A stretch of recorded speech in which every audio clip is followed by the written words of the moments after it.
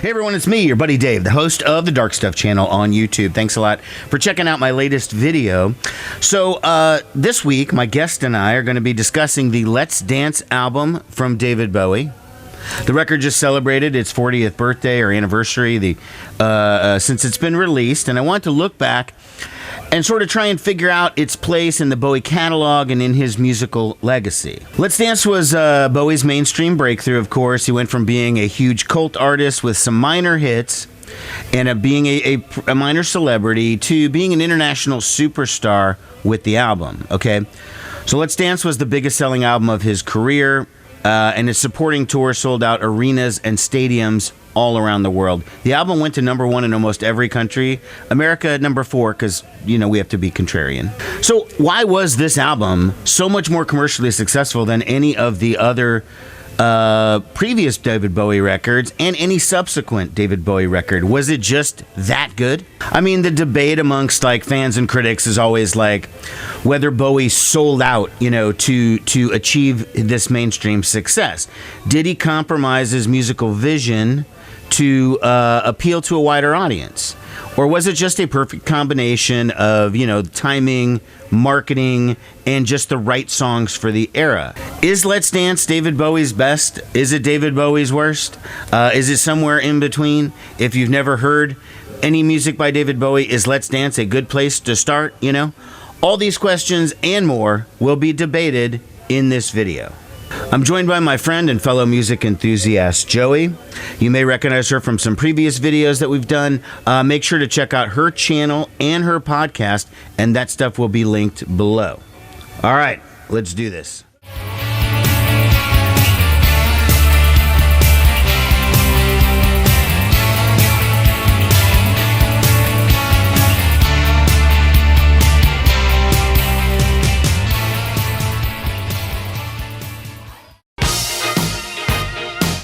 Welcome to the video.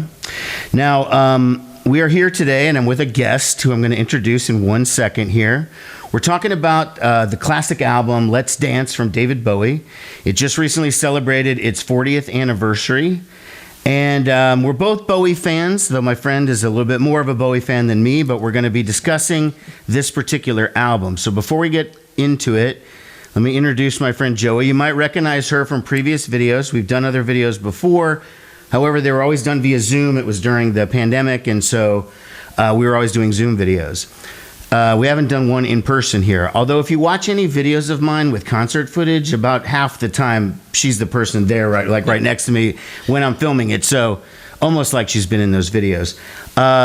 Introduce yourself a little bit. Tell us whatever you need to tell us. Sure. Hi, everyone. I'm Joey. I'm Dave's friend, and I am a music lover like Dave. You know, we obviously attend concerts and talk about music all the time, so thanks for having me on your show. Yes.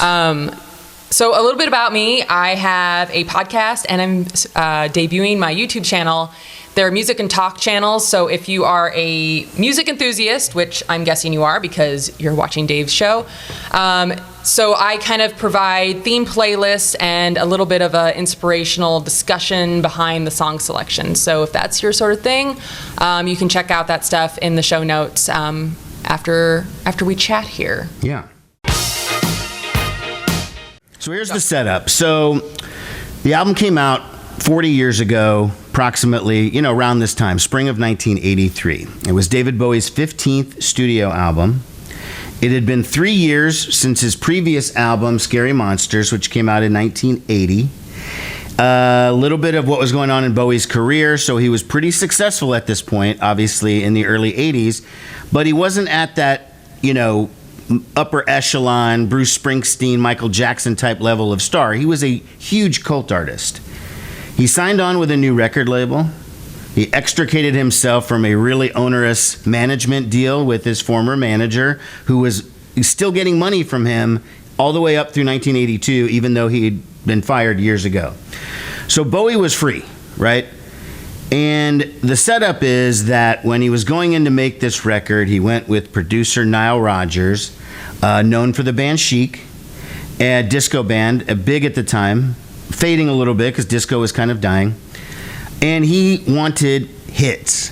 He has guitar player Stevie Ray Vaughan playing lead guitar with him. They'd never worked together before. He was pretty new. Longtime Bowie producer Tony Visconti was not included, and apparently he was pretty upset about that. Oh. Because they were, it caused a rift in their friendship for quite a while because he assumed he was on the project, then found out that he wasn't, unfortunately for him. I want to start off with a quote. Now, this is called the Trouser Press Record Guide.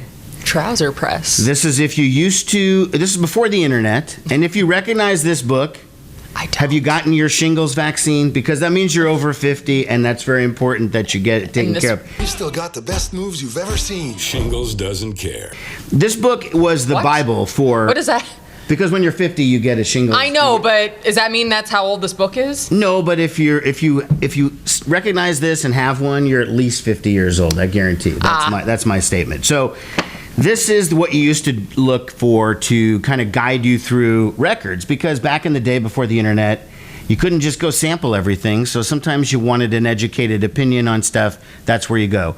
So the Trouser Press Record Guide says this about David Bowie's Let's Dance, okay? It says, may not be the Thin White Duke's finest creations, but they do hit a solid compromise between art and commerce and don't harm his reputation nearly as much as expand his audience. Bowie himself said about the record, he said, at the time, Let's Dance was not mainstream. It was virtually a new kind of hybrid using blues rock guitar against a dance format. There wasn't anything else that really quite sounded like that at the time, so it only seems commercial in hindsight because it sold so many copies. It was great in its way, but it put me in a real corner in that it fucked with my integrity. And I guess that's where we'll start. So that's where we'll start. So is the album?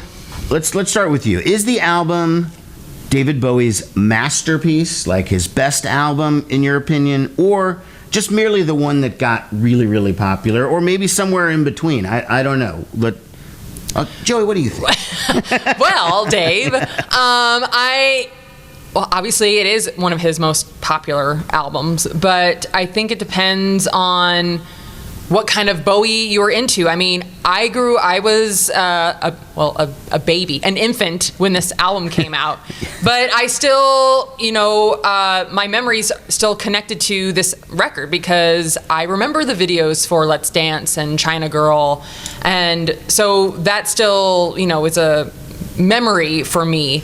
So it is significant, and I do think it's a great album.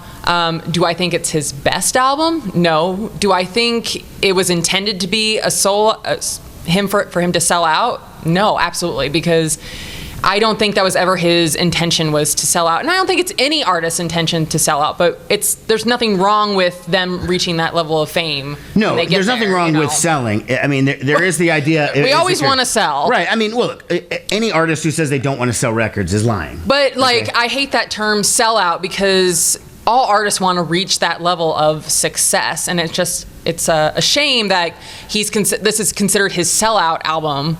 I mean, it's a great album. Well, it was like Metallica said the thing, like, we call us a sellout. Yeah, we sell out every single night at the arena. Totally. Like, that's what happens. Yeah. So was it a sellout? That's actually a good way of putting it. Damn right we sell out. Yeah, we sell out every single night. Money, baby. Every night of the tour. So the album is his biggest album ever. Sold over 10 million copies worldwide. It did put Bowie up in that mega star area. So in 1983, I was 12, so I was very aware of what was going on. I was watching MTV. I didn't know that much about Bowie because I was still pretty young, and his earlier stuff was kind of edgy and stuff, and the average 12-year-old wasn't really hearing too much Bowie at that point. Right. However, that was rectified big time when Let's Dance came out, because you could not avoid the song Let's Dance or China Girl or the videos for either one, like you mentioned. Those videos were huge. Yeah. Not only just because they got played a lot, and I never understood really the message behind it and the cultural significance of what he was showing in that video. I just thought it was a cool video with people that looked like, I didn't know where they were from. I didn't know that was from Australia, right? So I didn't know those were the Aboriginal people from Australia, and that this was a major political statement by putting them as the stars of the video and having the story focus on them. Not only that, if you remember the video closely, and I can't flash pictures because I'll get those damn copyrights. Even David Bowie might be dead, but his people are still out there looking for stuff. So there's that part where Bowie comes in as like the colonialist, and he's like ordering the native people around, and then the guy is carrying this gigantic piece of machinery up this hill in the streets or whatever. So he's taken on this role of like, this is what white people do to the Aborigines, and that was not something that Australia saw on television hardly ever. And there is a reference to a nuclear explosion, or you see this explosion in the background in one scene that I thought was nothing, but it turns out that was a statement about nuclear testing that actually the UK government was doing in Australia in lands where Aborigines people lived. So they were major statements that I, as a 12-year-old, just didn't get. No, yeah, I mean, you wouldn't put that all together when watching a video, but I always feel like Bowie was about making statements like all the time and putting... Well, it was, and that's why it's not a total sellout, because if you were trying to sell out, you wouldn't try to put in that kind of overt political statement into your video. I just don't think you would be afraid to do that for fear of alienating people.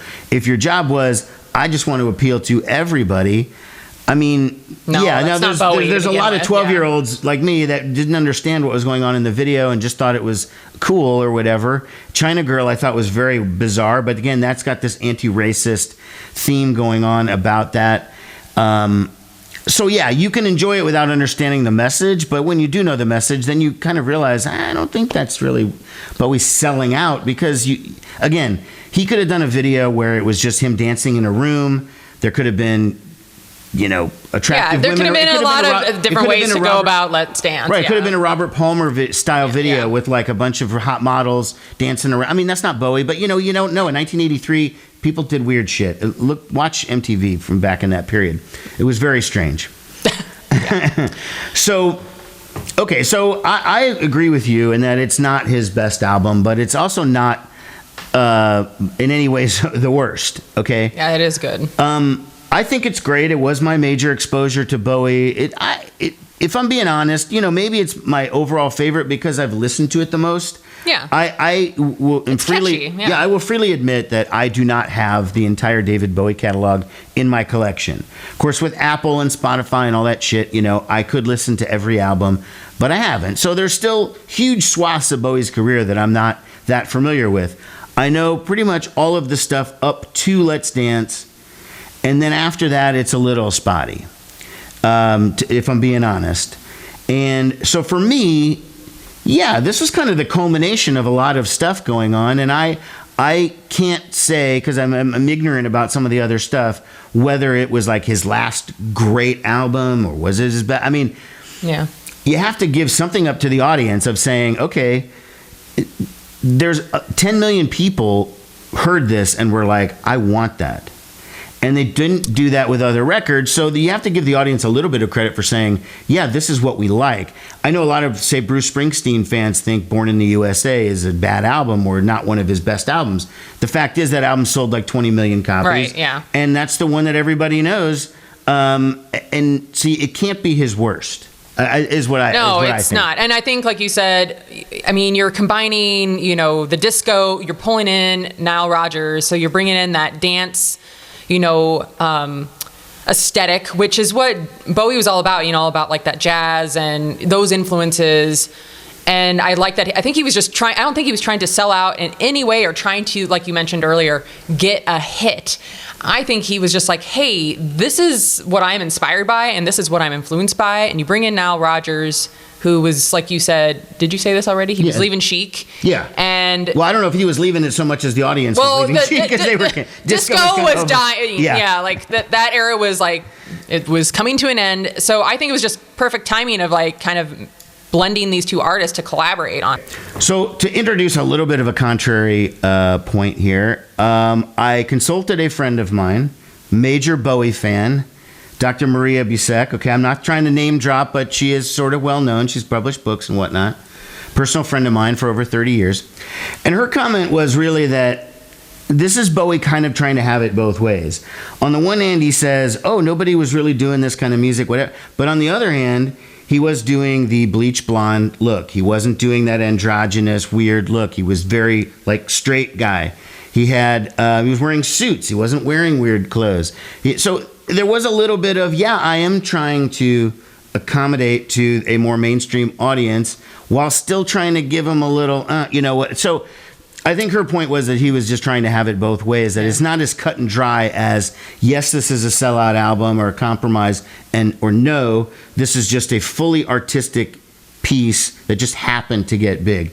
It's definitely a combination of the two. I mean, he's always had like that classic, he's always infused classic look, so I didn't really feel like this is definitely, I think, a more, I don't think it's like a clean look era, because you think of Bowie eras of like Thin White Duke, that is a very classic, style that he was going for. It was like, I don't know, he was wearing a lot of suits then, so I think he was just trying to maybe pull that back into this album, but it was the 80s, so it was a lot more color. you know the fashion angle a little bit more than I would know it, but I do say that me remembering how he looked on the tour and the Serious Moonlight tour and in a lot of appearances and stuff, he did look a lot more, quote unquote normal than he did in the 70s, where there was no gender bending, there was no odd makeup or anything. He was growing up. He was just presenting himself as, first of all, he didn't need to do any of that to be found like appealing and attractive just from a physical level. No, he just was. Yeah. This was just another look, but cheekbones. It was a more streamlined look than he had in the past, and he went with that for a little bit. I mean, the video for Blue Jean, he's doing that. He's got that same kind of look.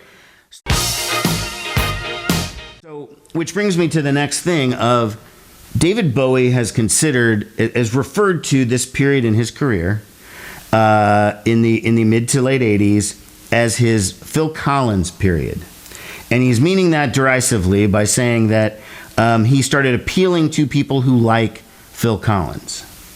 First of all, shout out to Phil Collins. He's not so bad. Genesis he's great. Okay, so really great. There's that. But I get what he's saying, okay? Yeah, I definitely think, like, especially after this album, he definitely, I think this has got to be something that artists deal with in the music industry. It's like, okay, you produced this many albums, now you got to do these types of records now because you're under this certain sort of contract. And I definitely think, like, there were albums that followed this that I had never even listened to all the way through, or songs that I didn't even know that were on the Billboard charts, like Day In and Day Out and Never Let Me Down. Like, that was definitely during his Phil Collins period, because he still looks very, like, it's a very 80s Bowie with, like, the coiffed hair and, like, the bomber jackets and the members I will only say jackets. That song from 1984's album Tonight, the song Blue Jean. Oh, it's great. It's fucking awesome. That's a killer single. I don't know about the rest of the record. If I've heard it, I don't remember it, but I will say he still was able to deliver a killer single on the next album. That being said, that's a great one. Yeah. And Loving the Alien is on that, and that's a great song too. Okay, I will take your word on that. Yes, please do. Now let's talk about the inclusion of Stevie Ray Vaughan as the guitar player, because I'm still discovering that not everybody knows that fact. Like, I did think it was known, but Stevie Ray Vaughan's been dead for 30 years, and maybe his name isn't out there as much. People refer. There's been a lot of talk about this album at 40 years, and I don't really hear a lot of mention of Stevie Ray Vaughan. And maybe that's because Bowie himself and Stevie Ray Vaughan are both deceased, so neither one is they can't interview either one. Right. Maybe that's it. Now Rogers can certainly talk about it. And I've seen some good interviews where he discusses, working with Stevie Ray Vaughan and how different it was. Stevie Ray Vaughan was not the Stevie Ray Vaughan that we all came to know, right? He wasn't known at the time. Bowie apparently saw him perform at the Montreux Jazz Festival, liked him, called him and said, "Hey, I want you to play on my record." Not really telling anybody else, and then Stevie Ray Vaughan just kind of showed up, and it works out. He does the solos on 6 of the 8 songs, and they're fantastic. I mean, I did not know. I did not know he played on this record. The soloing on the song "Let's Dance" itself is just amazing. I mean, I think personally, the rest of it I think is it's tasteful and it works. And it's exactly probably what Bowie wanted, what Nile Rodgers wanted. But in terms of like a solo that is like, wow, super, super memorable, the Let's Dance solo absolutely is. It is pretty good. Now, later on, they tried to get Stevie Ray to join Bowie's band for that tour. It didn't work out. So I'd always been told the story was that Bowie approached him and said, "Hey, man, I'd love you to be in my touring band." And Stevie Ray Vaughan was like, "Oh, shucks, Mr. Bowie, I'd like to, but I have my own band and my new album's about to come out, and I just rather focus on my own career." And I guess it was a little bit of a combination of the two, because apparently he did agree to join the band. Mm-hmm. He did go to rehearsals. Carlos Alomar, which is, I think, his name. If I'm wrong, I'll put a name on the screen. But Carlos Alomar was Bowie's band leader at the time and guitar player. And his comments on it were, Stevie Ray Vaughan is obviously extremely talented, a great player, but he couldn't read music. Even better. So it's hard to be a musician that is like learning somebody else's songs. A studio musician. Yeah, like a studio musician or something like that. If you can't talk the musical talk the way that the rest of the musical musicians lingo. do. The lingo, right. So in this case, it was a little bit of a weird mesh. They figured out how to move past that, but ultimately there was some problems, and Stevie Ray Vaughan wanted his band to open the shows, and then he would play with Bowie, and he basically had to be talked to and said, "Look, like, if you're in David Bowie's band, your job is to promote David Bowie. Like, it's about making him, he's the star. It's about making him look good. It's about him making the show better for him, right?" And he also said to them, "Look, man, a lot of people have been in your shoes thinking, this is a great opportunity. I'll go out on tour with David Bowie and then I'll get famous because of it."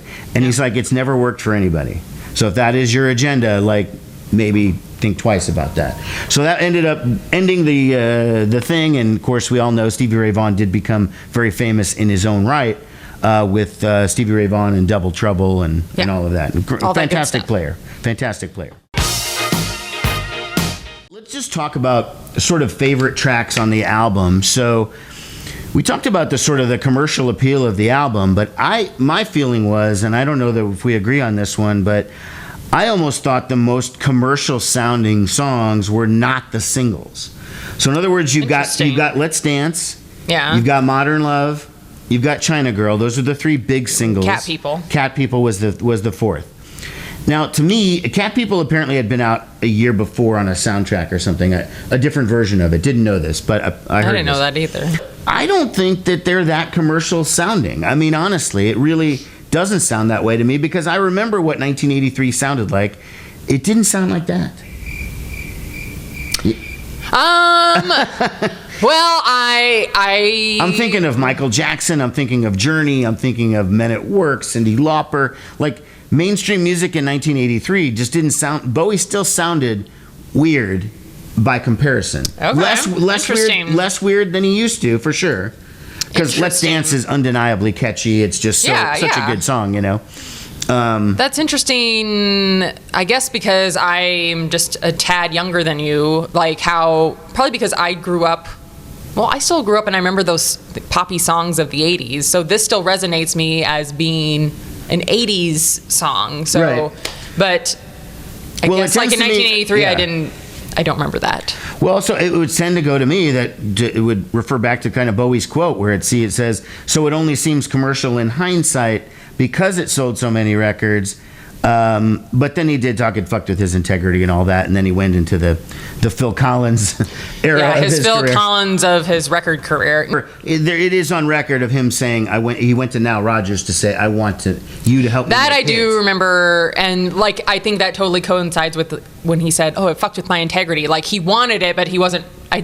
Yeah, I think it just kind of threw him. Probably threw him off guard. If you're so used to maybe not selling that many records, but you're well known, and then you just are all of a sudden on these world tours. Be careful what you wish for. Right. And you can see after Never Let Me Down, the end of the Phil Collins era, because then he did Tin Machine, which was clearly a reaction to the commercialness of the previous Bowie records, because this was a kind of an abrasive, heavy record. Wasn't even under Bowie's name. I mean, it was under the name Tin Machine, which is like a brand new thing. I remember when they came out, I saw them on TV a couple times, and they wore the black suits, and I don't even remember the Tin Machine records that well. I just know it was clearly a reaction. It was clearly like nothing worth writing home about. Yeah, no more of that. No more of that stuff. Like, I'm doing something that I want to do, something that just I mean, I don't know, to make his heart feel good or something. Make He him wanted to feel get like back to his roots of experimenting with music and not like probably creating, this mass-produced sound that Right. was expected. So I think he totally broke away from the Let's Dance, the Phil Collins-ness, and continued to do like all of his other records are very We're so mean experimental. to Phil Collins. It's so mean. No, I mean, very commercial. Yeah. Phil Collins is great. No You offense, could Phil. not escape Phil Collins in 1983 though, because Genesis and Phil Collins both had albums out at the same Yes. time, and you could not. You would hear one after the other. I can't constantly. dance. I can't walk. Only thing about me is the way I talk. Anyways, or however it goes. Sorry. Don't act like you don't. You know the lyrics. I do. My intro to Bowie was the Labyrinth movie. Okay, yeah. So that was my intro. And then in high school, he was doing that thing with 9 Inch Nails. And I was like, oh, this is that guy that I watched in that movie, wearing Yeah. really tight pants. And so I was like, let me revisit this. And that's when I was like, oh, yeah, I do remember like his hits from the 80s as a kid. But then I like started discovering him more when he came out with Earthling, and then that made me revisit, oh, he did this period. He did the Ziggy Stardust, he did the Hunky Dory, and kind of go down his catalog. After, he made that intro with 9 Inch Nails, and that music video is awesome. Yeah, I mean, I think that. Is that the "I'm Afraid of America"? Yeah, where Trent Reznor chasing after him. Yeah. That's. I can't remember the video, but that song is pretty cool, and Yeah. I've heard selected Bowie songs in the interim since the Tonight album or whatever. I've definitely heard songs. I did hear Tin Machine. I just don't remember it. It's not memorable. So it's so it's not that I like wouldn't listen to it. It's just that it didn't come across. And for me, I started getting more into the early Bowie that I'd missed out on because I was a child. So when I started delving really into Bowie, I went into the 70s and figured like I don't need to know this new stuff. Like there's a whole lot of 70s stuff I've never heard. So that's kind of where my Bowie journey kind of took me, See, I was in high school when he was coming out with his newer stuff like Earthling, Heathen, Reality. So I was like, oh, I'm going to check out the new Bowie album because I had become so invested in all his previous work. And then I was like, oh, he's came out with another new album? Like, yay. Like more for me to kind of indulge in. But there are some albums that I completely have not really touched. I know like a lot of his work, but like I think there's an album called Hours, and I finally listened to, is it Lodger? Lodger, yeah, that's late 79. I know most of those tracks on there, but I had never listened to it in its entirety until like a couple weeks ago, and well, it's just awful. Sorry, I don't care for it. It's okay. Controversial opinion. It's all right. No.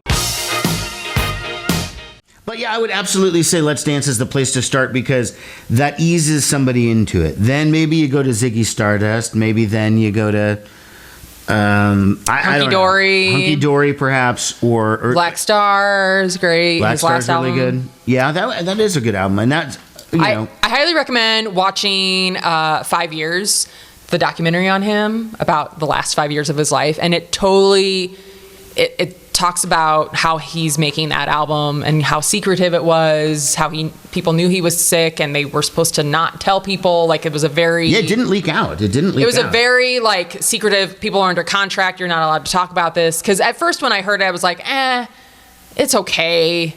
But then like after watching that, it just goes into so much more detail of the reason why he was creating it. And you're like,